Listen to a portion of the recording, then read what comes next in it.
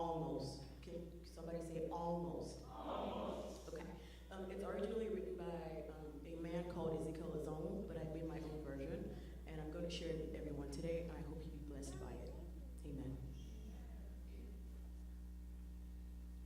One of the most dangerous terms in English diction. If it could be translated into audio, it will sound like from the saxophone of Lisa Simpson. Two words designed and strategically combined to form the biggest oxymoron in the history of mankind. Almost. But you see, as far as the world's concerned, you could live your life vile and could almost get away with murder if you have a nice smile. And you could meet up with folks just to almost sleep around and stop at your local clinic while you almost had a child. But see, almost is no stranger to Satan, and here's proof. He only tells a lie when it's almost the truth, and it's amazing. In our incompleteness, we find complacence, but if almost is one of Lucifer's many traits, then we are inadvertently good at Satan impersonations. But on the contrary, Christ did his job fully, and he proved that he was God when he died on the cross like it was his duty. And to pardon my sin which I committed rudely, he resurrected from the grave just to tell death to excuse me. But excuse me, this is your life. And that's something I can't impose on. But your body is God's home, which was a loan about to get foreclosed on. See, an almost Christian looks right, but lives wrong. They can't stand the conviction in Romans, so they sit down to be comforted in Psalms. Never really understood worship, but like to sing songs like, I surrender all. Most. Because it's far too expensive to spend your life on something that does not appeal to your five senses. See, nowadays, Christianity is like a Louis rag, no function or use, but we rock it because it's stylish. Not righteous, but right-ish. And we're moved by how we feel, so we're saved when we feel like it. So technically, we've never really been saved, we merely tried it. No wonder why we're never really sold out, because we return it after we buy it. But let me break it down, because you need to beware that your life and my life could lack the very standards that need to be there.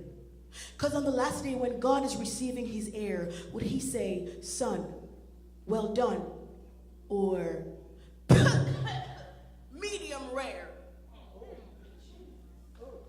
Because after all the Bible studies and the Sunday service and the prayer meetings and everything that goes in between, God could say, I never knew you. And you stand there wondering why he would spoil you, but it's because your first name's Luke, your last name's Warm.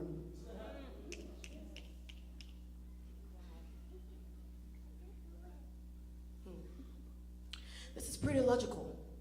Because even by earthly standards, it'll be highly insane for you to start spending all of your money days before you almost get paid. Like parents, you wouldn't send your kid to a school that's almost safe. Hey, guys, would you really date a girl who says she's almost straight? Or ladies, would you be with a man who claims that he's almost into you? I surely hope not. But this is the very thing about God that we all try to get around. But his standards are like between two mountains. There is no middle ground.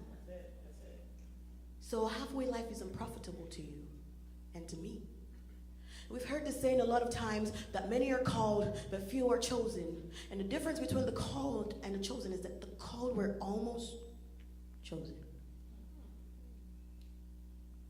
That's not even the worst part about living your life as neutral. It's that in this generation, we're causing God to see a pile of Ishmaels when he intended for Isaacs. You can ask Umar Abdul Muttalib, and he'll tell you the same. You don't almost go to jail when you almost blow up a plane. Like you don't almost go to hell when you almost get saved.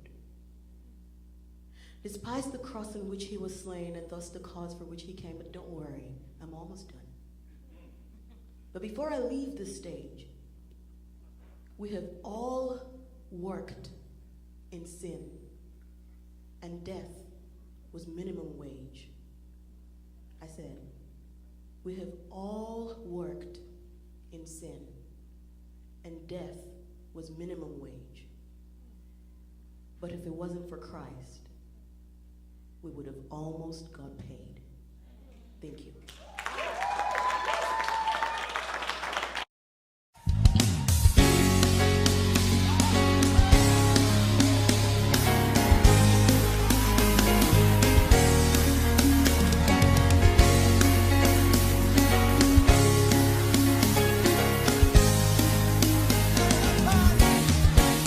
We are a chosen generation.